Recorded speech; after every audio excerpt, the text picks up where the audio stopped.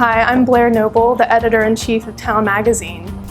I'm Emily Price. I am digital strategist for community journals in town. Hi, I'm Kate Madden, and I'm the director of events for Town Magazine. Paul Mahaffey, I'm the art director with Town. Hi, so I'm Andrew Huang. I'm the senior editor at Town Magazine. I'm Laura Lennon. I have a very old eggnog recipe from my grandfather, and it's been going on and passed around our family for about 50, 60 years. The recipe I contributed was my mom's herb chicken spice pasta. Though there's no record of it, we always joke and think that my mom must have Italian in her blood because she's known for her pasta recipes. The tradition's quite new. It's only like a 10-year-old tradition. My mother-in-law's a cranberry farmer, so we there's cranberries, and there's tons of cranberries, and they eat everything cranberry. And my recipe was a simple cranberry relish. The recipe that I contributed to this month's issue is my mom's strawberry bread.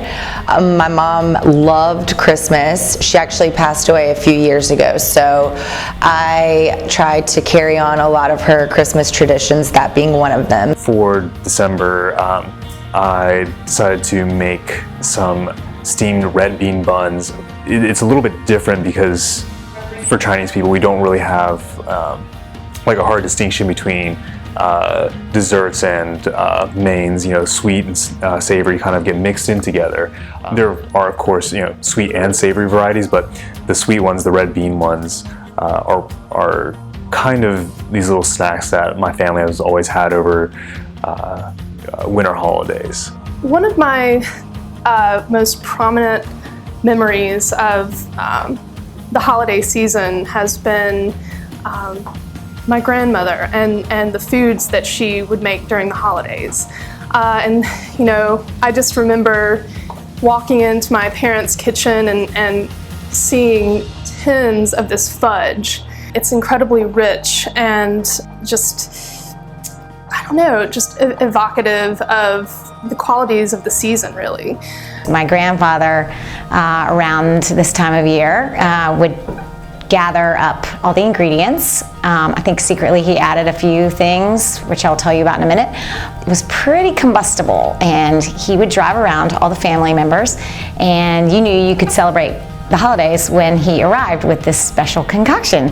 It goes literally on everything. You can also eat it all year long, which any cranberry farmer will tell you that's a good idea. It's not just a holiday thing, it's an everyday thing. High in antioxidants, and again, extremely simple. It's cranberry, orange, the whole orange, and sugar. That's it. You use a green zucchini and a red bell pepper, and we always make it on Christmas Eve, which is good because going into a full day of eating casseroles on Christmas Day, it's kind of nice to switch it up with some Italian. It has mostly alcohol and some eggs and whipped cream and sugar, and it's really delicious, but most people drink it and kind of nod, oh, this is interesting.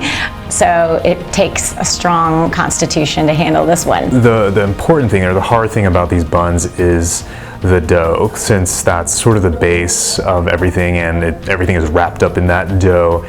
But what you really want is this dough that's very uniform on the outside, really smooth on the outside. My mom is always kind of talking about it in terms of squishing out all the air from inside the dough, and that helps because when you steam it, or when you're actually cutting the dough apart to kind of make the wrappers, if there's still a lot of air pockets inside, the dough is not very it's not very uniform. It doesn't steam the same way all around. Really, the whole month of December, she would come home from work every day and just cook tons and tons of loaves, and she would give them to everybody she knew. And growing up, every Christmas Eve, we would have her family over to our house for our annual family Christmas party. And when that was over, she said to my brother and me that we could either help with dishes or we could go deliver strawberry bread to all of our neighbors. So I chose to make this fudge for this particular feature, which is, of course, something that we wanted to do to give back to our readers in a sense, and to have you all share in these traditions that are so important to us. So we certainly hope that you enjoy, and I can just tell you that this is the best fudge that you will ever taste.